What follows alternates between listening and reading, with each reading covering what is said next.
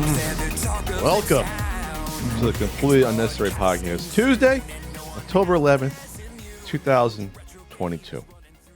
It's Ian Ferguson. It's me. I'm Pat Contry. It's you. On the show today, what are we talking about? We're talking about stuff that's fun. Talking about Mario movie. That's what we're doing. Yelling it. We're talking about a Steam commercial featuring a Switch emulator, a game that boosts short-term memory in older adults.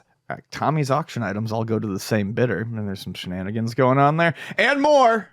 Your poll. Thanks for spoiling that one, by the way. What? Well, I mean, whatever. It's spoiled. So yeah, there we go. And your Q&A and a certain fighting franchise has a birthday. 5s and 0s here. Ian talked about a hot dog breakfast sandwich. Speaking of spoilers, on the Patreon exclusive. I did podcast. Patreon.com/CU podcast. Talk about tiki bars and hot dogs on breakfast sandwiches. All sorts of stuff. It was great. You should go check it out. We have a good time. What we did not talk about was the Mets losing in the wild card round against the San Diego Padres. We did not talk about Go Pods! Any year but this year. But I expected the Mets to lose the way they did, so that's why I was not angry. I don't think anyone expected this to end any way but the way it did. Shut it off after, I think, the 6th inning or 5th, and I'm like, they're done. That's fine. I was at peace with it. They're done. I said, they're done. I saw it coming a mile away. After Friday, Max Scherzer shit the bed, had the worst outing of his life, gave up 4 home runs. I'm like, they're done. They're going to probably win with DeGrom. DeGrom pitched well on Saturday, but they're done. That was it. Let me just say this. You can't have 2 designated hitters where one bats 238 or 237, one bats 204. That's your job, is to hit. Designated hitter. Yeah. And that's why the Mets don't have it. They're missing 1 or 2 bats in the lineup. They can't score runs. They're scrappy, Ian. They're scrappy. They can string together some hits, but they only have really 2 hitters that can hit for power. And the league is currently a home run derby. You need like 3 or 4 guys that can hit homers in your lineup, not just like 1 or 2. That's the problem with the Mets. There you go. I just fixed it. Here's the other thing, Buck Showalter. How about in one of the most important series of the year against Atlanta, you don't start your prospect who hasn't really played any games at all in the major leagues, and he comes up to bat in the most important series during the regular season and looks like a fucking amateur. Throws his bat at strike 3, swinging, missing. How about you don't bring him in that spot? How about you bring in a professional hitter who has experience season in the league? Sorry about that. Enough about the Mets, though. How about them Bills? Holy shit, Buffalo Bills. Really got my fingers crossed here. 38-3. CU Sportscast. Fuck your Steelers. Wow. What do you got against the Steelers? Fuck them. That's what I got against them. Mike Tomlin? Fuck them. Very classy organization, the Steelers. Actually, very progressive organization, Ian. I don't hate Tomlin, and I think that their quarterback did not. What was his name? Pickett. The new Steelers quarterback, and I mean this truly. I don't think he looked as bad as people are trying to make him out to look. I think he actually had a pretty good start. He didn't have anything. He didn't have anyone to throw to. Sure. Yeah, I don't think he actually looked that bad. But I am just riding high on the Bills' victory. I actually don't hate the Steelers. When it comes to teams that I get vehemently anti, I have a lot of friends who like Kansas City, and I try to be nice about it until it's time for Buffalo to play Kansas City. Norm? Sure. Yeah. So fuck Kansas City. Wow. And fuck the Dolphins. I've never heard anyone have a disdain for the Miami Dolphins. Okay. Well, you're not a Buffalo. Buffalo's growing up. Buffalo's biggest and longest held rivalry is the Miami Dolphins. That is their rivalry. When Marino was kicking their ass in the 80s, is that why? Yeah, I mean, it's always been a rivalry. I mean, every sports team has that rivalry. Sure. Yeah. Okay, I never knew that was a heated rivalry. Oh, yeah, squish the fish, man. People used to put the signs out every single time the Bills would. It's a mammal, technically, but okay. Yeah, they're football fans. Patrick, it's football. I know. Squish the fish. I mean, they're jumping through tables in Buffalo, so I mean, they're crazy. It's cold. We're drunk. We got to keep ourselves moving. Nothing else to do on a Sunday. Let's jump through a fucking $25 Target table. And that's why we're the best football city. Sure. Yeah. So you and Green Bay are fighting over it. Giants looked pretty good too, though. Sunday. Giants have a good coach. They're doing fancy things, and Daniel Jones looks like week to week. It's like, is he going to be good? Is he going to be bad? I don't think he's still the guy. I don't think they're going to resign to a big contract, but they have the best running back in the league. Saquon Barkley's back and healthy. I mean, he leads the league in total yards. He's like 700 total yards already in 5 games or something like that, or more than that. I forget. But no, he's going to get like 2,000 yards this season. I want to shout out another big competition that's going on right now. It's going to be over by the time you read this, but it is something that I look forward to every year. I've been following it since 2014, which is when it started. And you should too. Katmai National Park is currently wrapping up their yearly Fat Bear Week.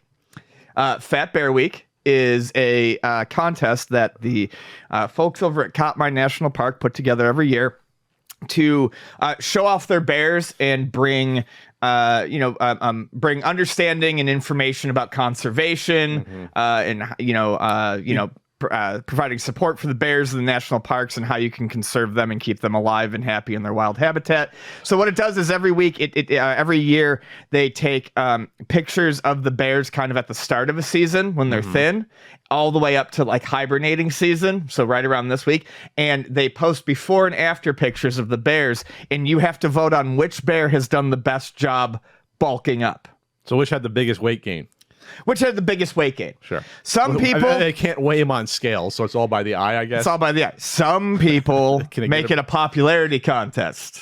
Wow. Some people just pick the biggest bear, and you can't just pick the biggest bear. You have to pick the bear with the most progress. Sure. One that packed down the most salmon that season. Exactly. Honey. And there are all-stars. Otis was an all-star. He was a 4-time winner. 727 is up to possibly get their second win this year, but I'm really looking for... I just Googled it, and there's a scandal in the voting. Oh, yeah, I read... Yep. And a journalist I like covered it. It happened the day, and I'm upset. So this was between Holly and... I can't remember the other number. And veteran champ 747 is being challenged in the Fat Bear Week finals by rising star 901. 901 is who I've got. I've got 901. You look at 901. 901 started off skinnier. Okay, I don't have any of the picks of this, Ian. I wasn't prepared for this conversation. I feel like I'm out of my element here. You are out of your element, Donnie. We did talk about this last year. Now I remember. I get excited every year. What is it? What is the scandal about the voting? What's going on here? So what happened was Holly was trailing, and someone, Holly. Okay. Holly was trailing. I had a lot of hope for Holly this year, but it didn't happen. Someone injected 9,000 votes for Holly. Someone spammed the voting within just a small window. But they noticed it. Nothing sacred. It was. I said this. I said, "What kind of piss guzzling scumfuck fucking cheats the Fat Bear Week?" This is the same people that cheat at board games. No, it fucking sucks. But they were able to locate where the votes came from. They eliminated them. I think it should be a federal crime. Holly lost fair and square. I think it should be a federal crime. You're messing with Fat Bear Week. Ian's upset. I hope to see Holly again next year, though. I think she's got a chance. So yeah, she'll train in the off season. Put that on your calendar. It usually starts around October 4th or 5th every year. They bulk up. Katmai National Park, Fat Bear Week. It's great. Make it a tradition in your home. So we learned this past week that nothing is sacred, that there's scumbags all over the place. Obviously, this is a fun one with bears. But there was cheating scandals in chess and in fishing contests. Yes. So the chess one is actually it's long to get into, but basically, Grandmaster chess player Hans... is it Niemann? Niemann. People say I look like him. It's called people say. Hans Niemann has been accused of cheating. Chess.com came out and said that they have evidence that shows that he cheated in over 100 online matches. Sure. Basically by tabbing, and they said it's like so it's funny. They have this very in-depth way of looking at it. Basically, they look for moves that don't make any strategic sense, or they make strategic sense that is only going to come out 5-10 moves later. Basically what they call computer moves. And plus they actually analyze past behavior of a player and know what's probable that they're going to do. Yeah, they look at all your games, they get an idea of it when you're playing outside your element, and it was clear to them that he was that these games were being played outside of his normal range of strategy. But also they caught him tabbing over. The program can catch if you're constantly tabbing over to something, and he was tabbing over to a different window before every move. I don't see how you can have competitive online chess because it's so easy to cheat. You just run a fucking chess board next to you in a program and have the computer suggest moves. That's all you would need to do. Yeah. How is that even part of the? How is that even like professional games where you can play online? Like you could technically try to get assistance with poker, but you're never going to know the whole cards of the other players. Right. So like you can get assistance to nudge you. But most professional players know what the probabilities are anyway. Chess is you see everything. You could use literally, like you said, you can use a program next to you and just go through the match. So, and this person admitted to doing this when they were younger anyway. Yes. And now they said, "Oh, I stopped." Cheaters don't stop. Cheaters don't usually stop. No. Once a cheater, always a cheater. That's my opinion. So, yeah, and then, it's been going on for a couple of weeks. There's the whole anal beads joke because what they're all saying is that he's cheating somehow at over the board in-person matches. Yeah, over the board matches. And, someone was joking, he was like, I'd play naked. And someone was like, well, then he's probably using anal beads, and someone's like pulsing Morse code or something. There's a lot going on. There's a lot of ins, a lot of outs. The in-person, the Nordic looking guy, he like quit and walked out of an in-person match because he knows he cheats online at least and thought they was cheating in person. So anyway, and then something that I think is even scummier. This is and just look at these fuckers. Something that's even scummier. There's been cheating. There was a cheating scandal that broke out in a fishing tournament. This is gaming content, by the way. Fishing and chess are games. So they are games. Specifically, the Lake Erie Walleye Trail Tournament in Ohio, where the winners stood to collect nearly $29,000 in prize money. Oh my God, I'm quoting a New York Post article. Organizers grew suspicious when Chase Kaminsky and Jacob Runyon's haul was much heavier than it appeared. In a video that has gone viral, they cut into the freshwater fish and discovered weights that looked like lead balls stuffed into it. And now all of their previous victories are being questioned. I believe they also stuffed additional filleted fish meat in there to try to hide the weight. Did you see the video? They caught him right. They caught him. I know they red-handed. did, but I haven't seen it. The video is the judge has their crate of fish and slices them open. Pulls out the lead balls. We're talking like big lead balls. Yeah. Probably like a half pound each or a quarter pound each.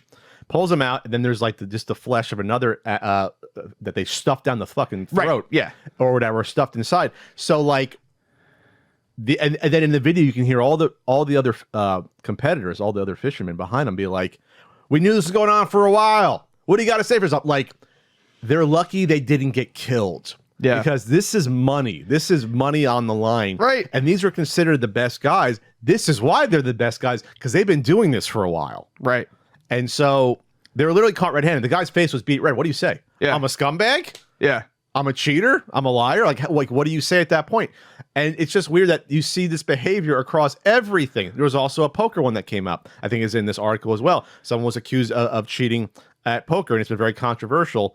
A call was made. Like, this has been more controversial, less set in stone. Yeah, less set in stone. But there's some there's weird shit that's been going on. Like, and we talked about a poker cheating one a couple years ago, where they've been working with the people on the screen and getting. Remember the guy was looking down at his phone below the table. No, we talked about it. And there's you got to watch out for these fisher guys. My God, it's like the lowest. You're fishing. It's supposed to be innocent and fun, besides the death of a creature. But it's supposed to be like you're fishing. You're fishing. It's like, how can you cheat at fishing? Well, this is how. Well, it's competitive. Everything's competitive. And then I saw other things where people the night before were taking out, getting fish and caging them and putting in certain spots. They know where spots for the fish, for bigger fish. Like, I'm like, this is insane. Yeah. You can't trust anyone. You can't trust people at chess or fishing. And to close off this conversation so we can move on and not stay on it for too long, just this one sentence, nothing else said more about it in this New York Post article here. Apparently not even the world of Irish dancing is safe from disgrace, with several prestigious instructors accused of fixing competitions last week. Damning text messages have been turned over to investigators. We're just awful civilization. This is a failed experiment. It's a failed experiment. Kevin cheating at board games and Tecmo Bowl. It's a failed experiment. TwitchCon happens in San Diego, right in our backyard every year. When you catch a fucking board game cheater, you should put him on a boat and ship him to an island with all the other board game cheaters.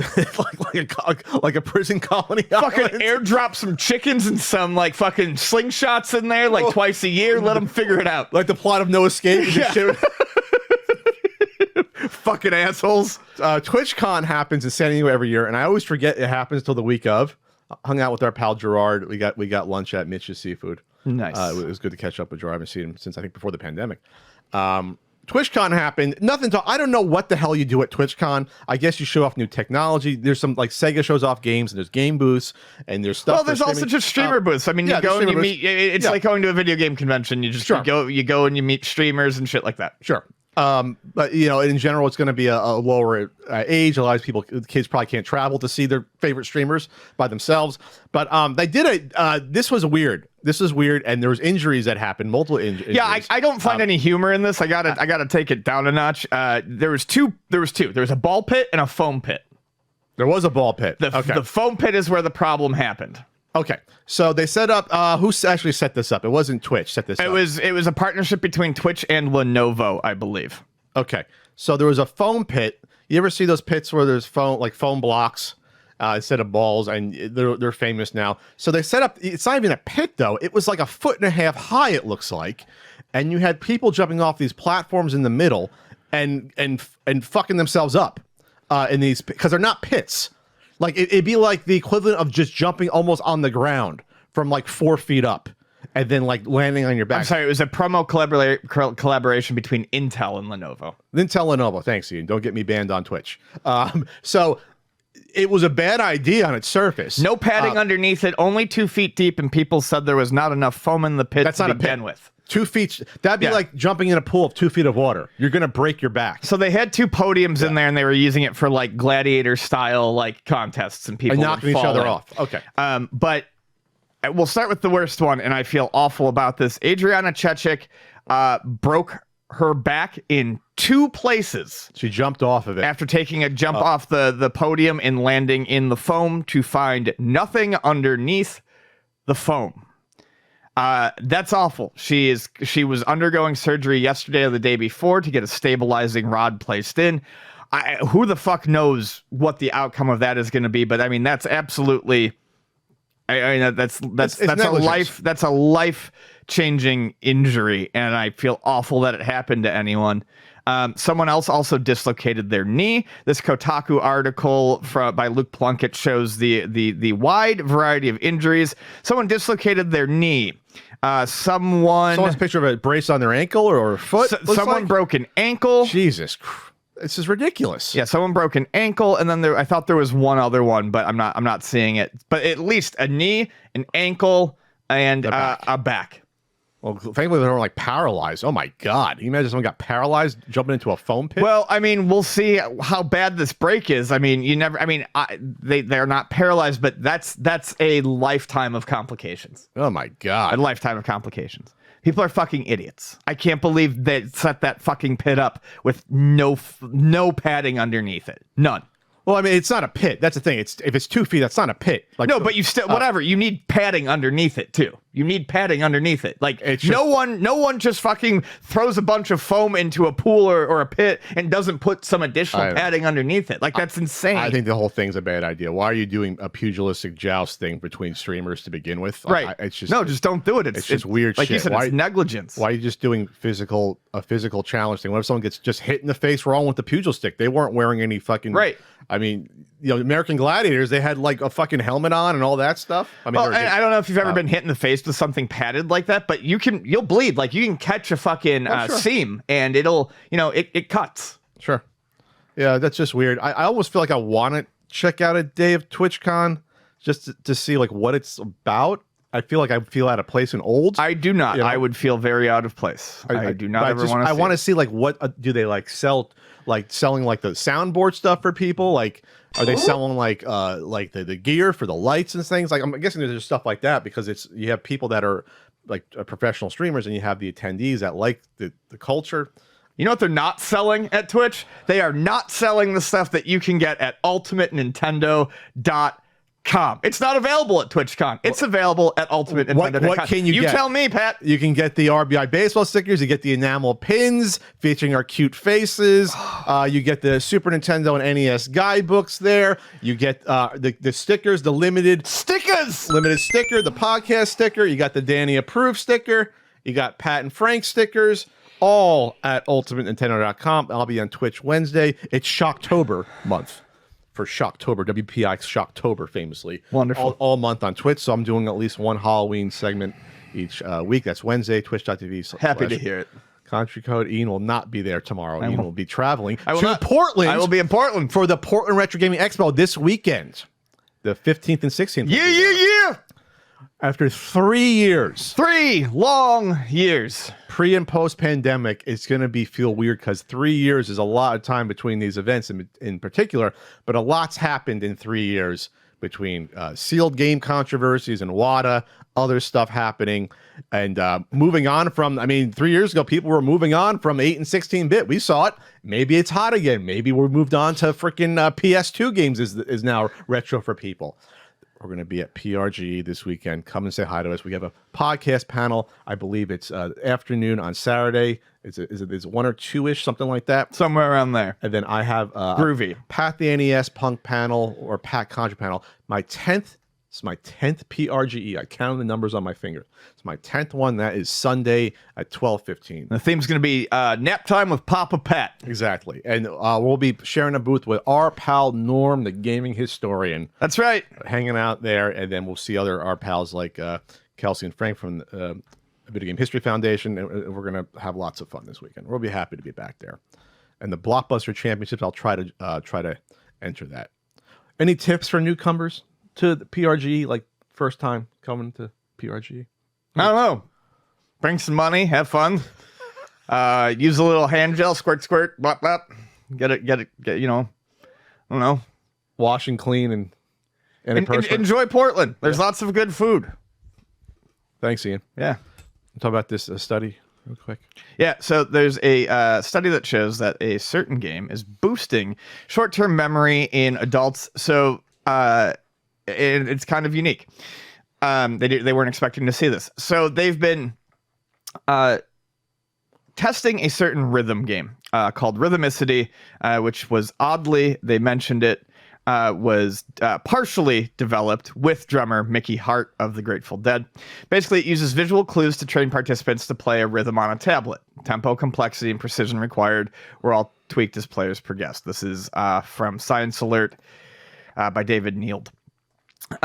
And what they discovered was that these rhythm games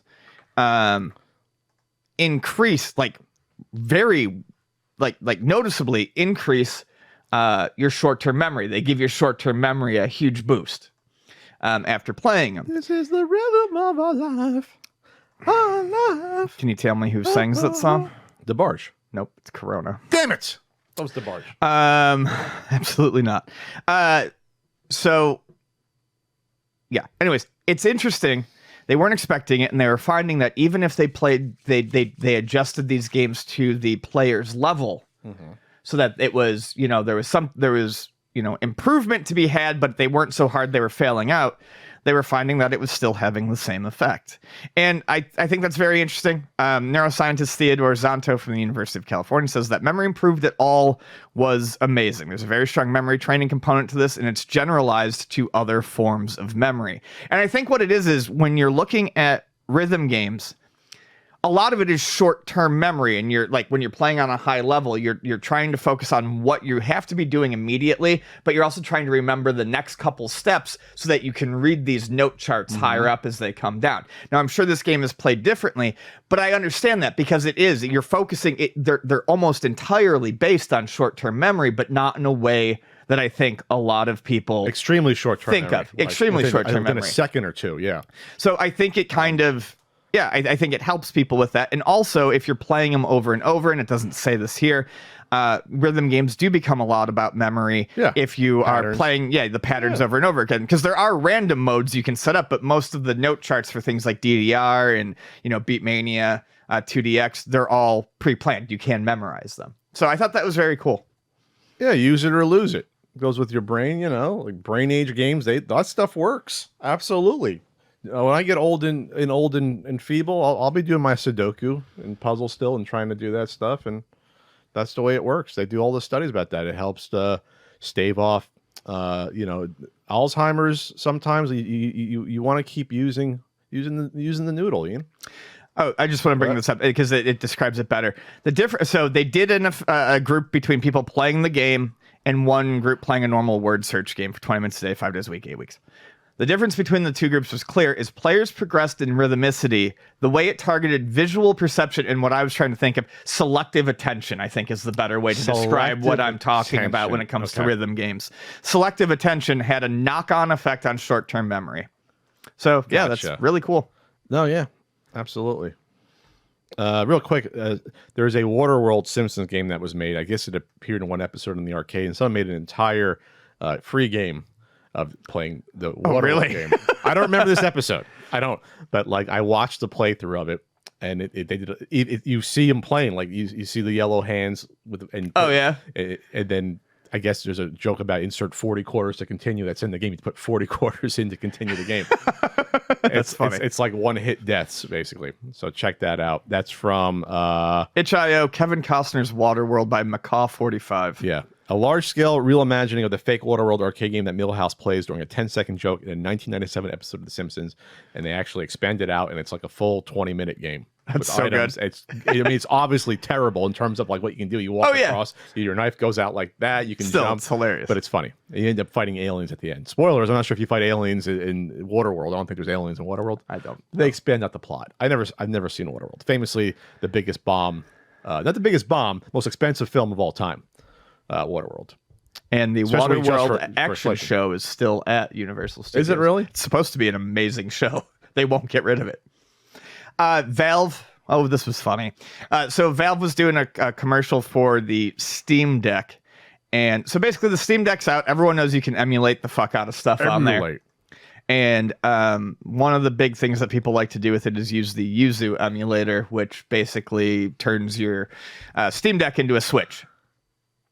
And, Valve has been very good about not really talking about the emulation or the piracy aspects of the Steam Deck. Sure. Wouldn't benefit them at all. It's like half of their sales probably for that. But they had a video, and right on the page where they talk about they're showing recent games, you can see Tunic, Vampire Survivors, Hades, and then right there front and center, the logo for the Yuzu emulator,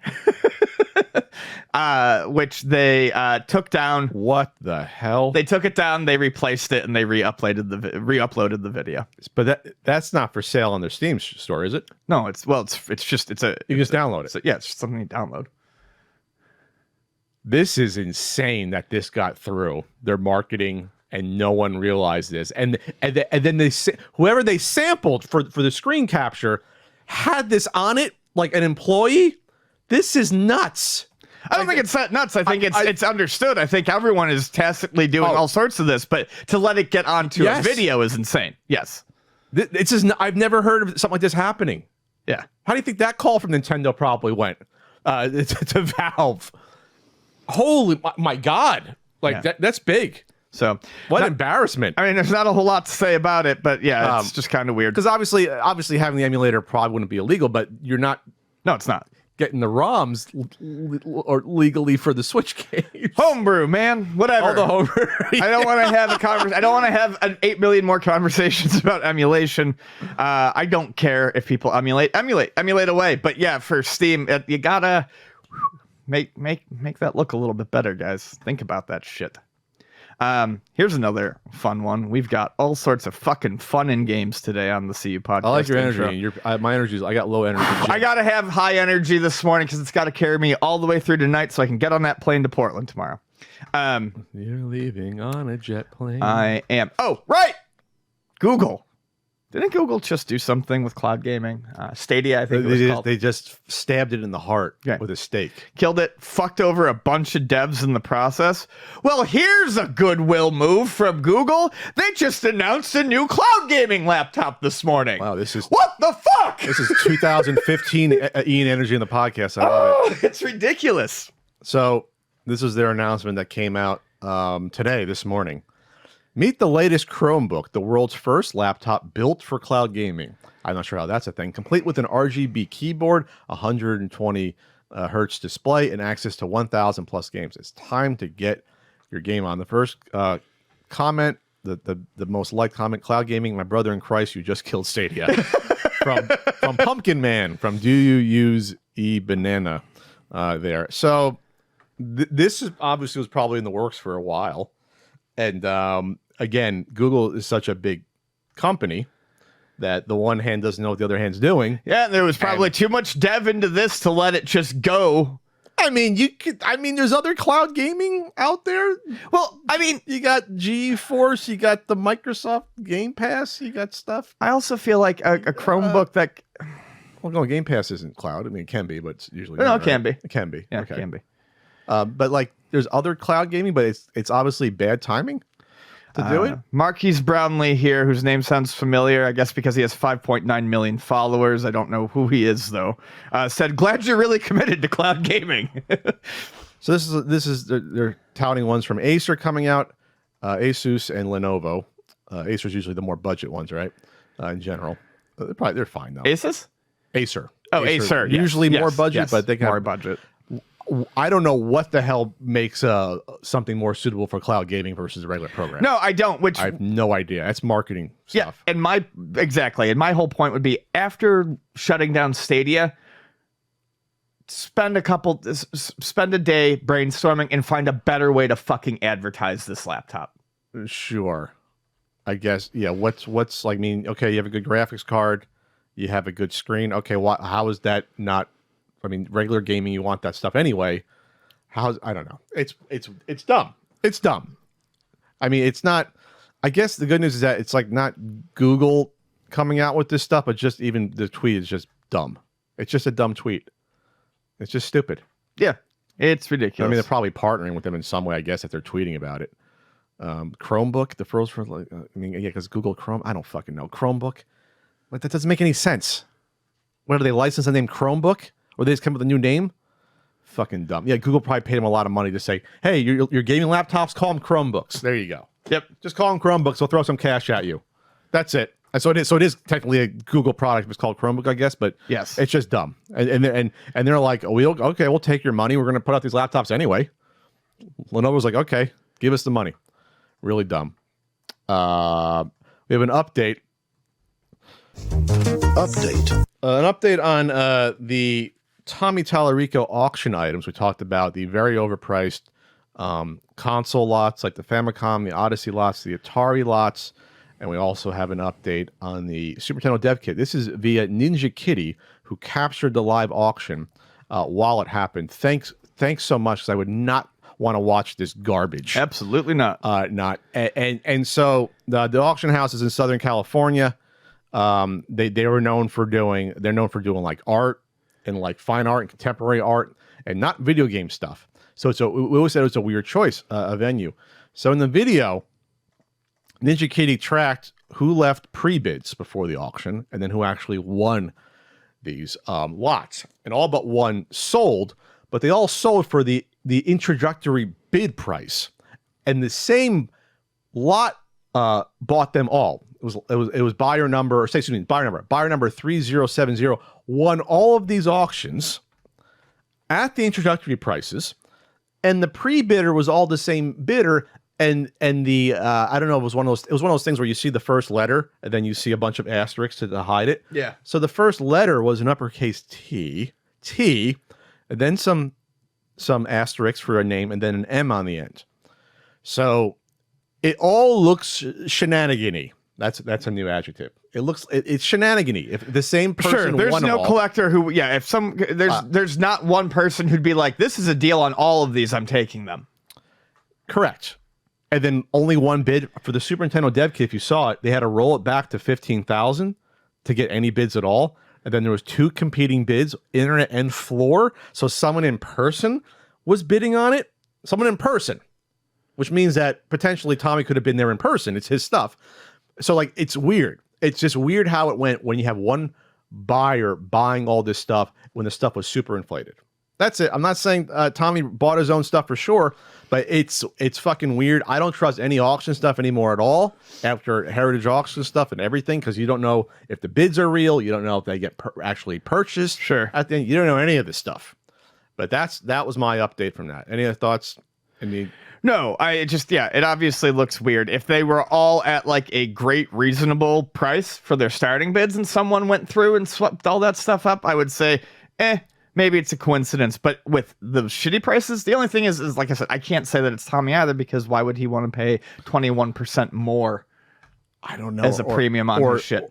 All I know is like back in the day in the arcade auctions, you could win your own item. Like they would bid up their own auction in person to protect the price.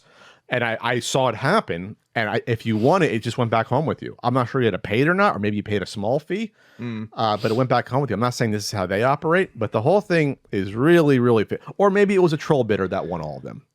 Sure. I don't know. But you do hear at the dev, when they announce the price, you hear some in the background go, woo, like in person at the auction site, like on the floor somewhere. Whoever, I don't know who goes to these local auctions, the place off the street. It's just weird. Another weird turn in this adventure.